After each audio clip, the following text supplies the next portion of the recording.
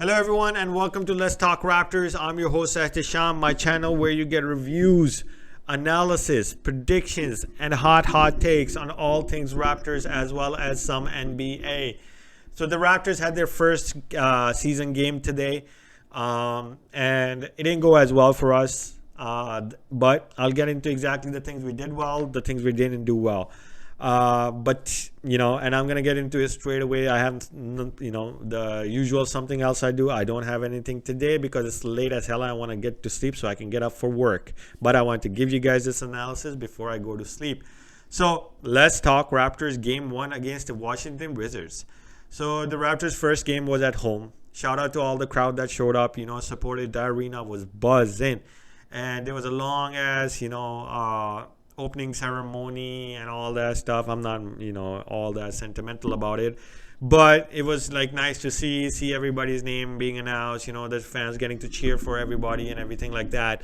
So eventually the game starts, and before I get into what we did well, what we didn't do well, let me talk about the game. It pretty much started the way it ended. In a sense that the Raptors started off well, for the first two possessions. Freddie shoots a 3 straight swish, Gordon gets to the bucket, and all of those things are going well, and then it just goes to the shit after that. The Raptors can't buy a bucket. The Washington Wizards are getting constantly to the rim. The Raptors are getting open shots, but they can't seem to make those 3-pointers, and the Raptors aren't able to stop the Washington Wizards from getting to the bucket. But they did do a very, very good job on defending the 3. We're getting turnovers, but we can't convert them on the offensive end. By the end of the half, we were 2 for 16 from the 3-point line. And Washington had, I believe it was like 38 points in the paint out of their 58, which was pretty something like that. It was like pretty nuts, right? Considering how well we were playing defensively during the in regards to protecting the paint during the season when we were there in preseason. And it seemed like it was pretty much over because we were down. I believe it was 15 points by the end of the half. And the Wizard, it seems like the energy is just gone. Everybody has these jitters, and there's no energy, there's no flow to the offense, there's no flow on the defense because there's breakdowns. We're not rebounding the ball, we're turning the ball over. We are only basically doing the only good thing we're doing defensively is defending the 3. We get close to them within like 5 points, and then they shoot back up because we do 1 or 2 bad possessions again, and it just doesn't seem like we have that energy. OG's shooting like crap, Freddie's shooting like crap. He's getting to the bucket and just missing them, and then getting smacked by what happened last year. And that's pretty much what the story was for the first half, and pretty much for the third quarter, until the Toronto kid, Delano Banton, shows up. And there's like 2 seconds left. So you're like, oh my God, this game is pretty much over. And then he gets the ball, shoots it half court, swoosh, right? And the crowd just goes off. They're going off, first of all, anyways, because it's a Toronto kid. But the crowd just starts roaring, right? We start the fourth quarter. It's a full court press. And the Raptors are just going after the Wizards. There's plays like freaking Delano. There's a break by the Barnes, who gets a layup. Then there's Banton, getting the ball, turning the Wizards over and getting to the other side. Just shoots it to Chris Boucher, who's cutting to the bucket from the weak side, and it's a dunk. And then there's Scotty Barnes coming down. Delano Banton hands it off to Scotty Barnes. Scotty Barnes, just dribbles it into the paint with, again, Boucher cutting to the rim. And he just bounce passes it. And then it's another dunk. And then Chris Boucher gets a 3. And then it's like the Raptors go on this rally. And then we get to this stage where we're like 15 points away. And we have this opportunity to cut it down even more. And we have Delano Banton, Scotty Barnes, Khem Birch, Gary Trent, and I think it was Sivai that was on the floor, and it just, again, it turns into the young guns not being able to finish. Scotty Barnes misses a bunny at the rim, and Delano Benton over tries, and then Chris Boucher definitely freaking over tries, and then Freddie Jig, there's a timeout, and then there's a foul. And then Freddie comes in, and OG come in, and Gary Trent is out, and Suwai is out, right? So or was it Goran? One or the other. Anyways, and then it's basically, it goes, the Raptors seem like they're gonna teeter to lose it, like their momentum, and out of nowhere OG comes in, three-pointer. OG comes in, three-pointer twice. Comes in, and because he hasn't shot well this whole game, he had like 4 points at the half, and he was shooting like shit. He was pretty much sitting on the bench in the third quarter because he wasn't doing that well. Same thing with Freddie. And then Freddie comes in, Freddie gets to the bucket, and we're rallying, we cut it down to 11, and eventually we just couldn't do anything more, and it just turned into the fact that the Raptors were they came up short. But there were a lot of highlights that we got to see, like Delano Benton and Scotty Barnes, that were gave us some good highlights. There were dunks from Chris Boucher. There was a dunk left-handed by Precious in the first quarter right on Gafford's face. There was this crazy-ass dunk where I think it was Gary Trent or Sivai who shoots it, and then OG comes from the weak corner and just, what OG does, just grabs and dunks it straight, in the air. So the Raptors end up losing 98-83, which is a 15-point loss. But again, we made it close. At one point, we were down 29, man.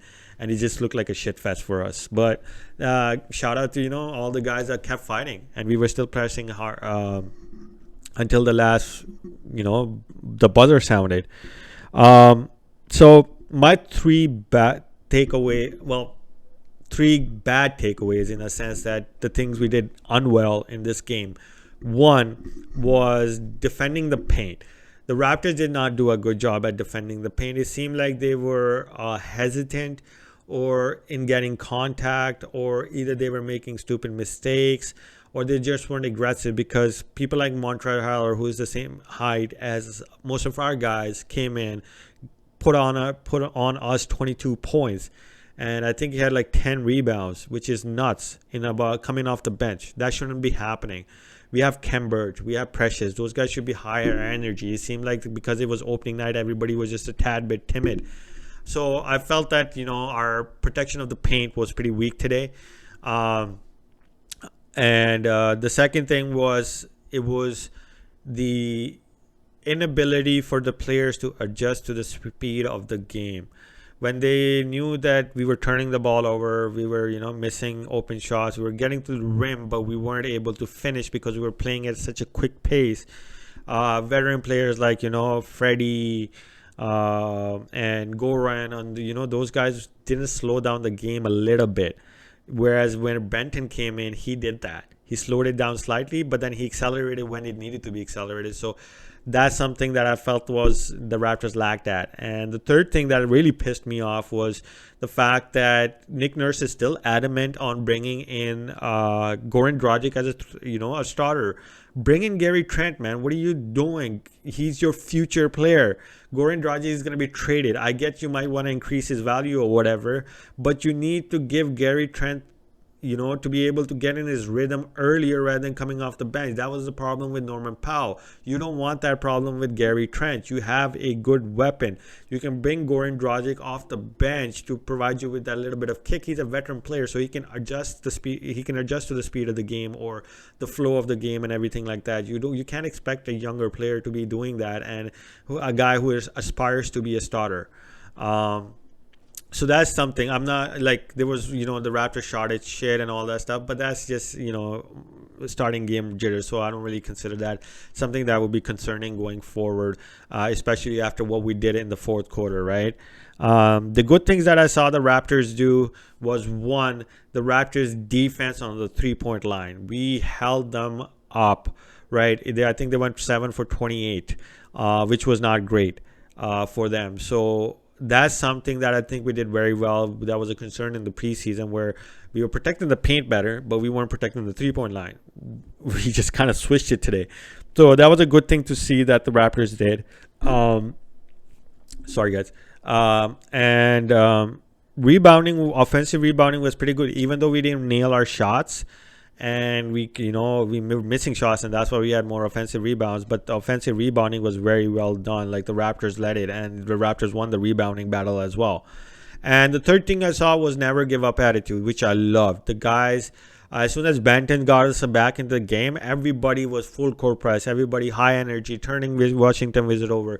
We held them to 98 points, even after going, I think, 29% from the field, which is completely shit, right? So the Raptors did a pretty good job in those regards. So it seems like when we have a good, offensive night, we will be the team to be messing with. And it was just not our night in that sense until, the third or fourth quarter, when guys got a little bit of confidence, and you kind of expected younger guys to be nervous on the opening night.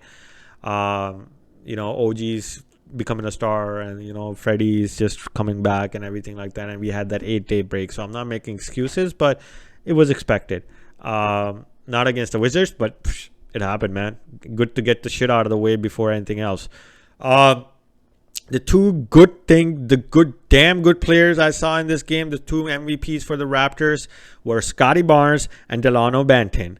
Delano Banton was damn good today. He scored 8 points, 4 rebounds, 4 assists in about 10 minutes that he was on the floor. And he was magnificent. He kind of gave us the kick in the ass to get to the point of not having this turn into a blowout where we lose by 30 points. Okay, so shout out to Delano Banton. He's the number 1 MVP. Number 2, Scotty Barnes. He showed flashes of his passing ability, getting to the rim, finishing at the rim. By the end of the game, he was swishing his free throws, so he showed that improvement, and he had the energy throughout the game. And it was just like guys, there are some games that you can just jock it up to, nervousness, jitters, and stuff like that. And the way the Raptors actually ended the game gives you a lot,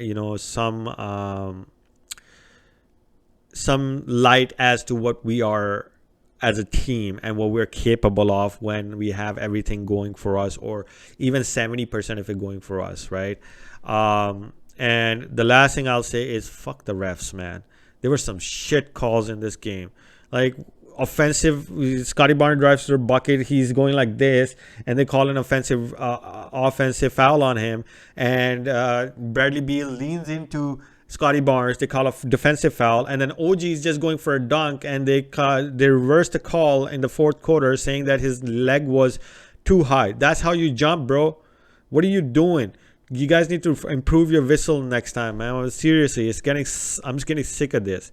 Anyways, guys, I hope the Raptors play better next game. They have their jitters out of them, their cobwebs out of them, and they take something from the fourth quarter, as in that we're capable of far more than we showed today.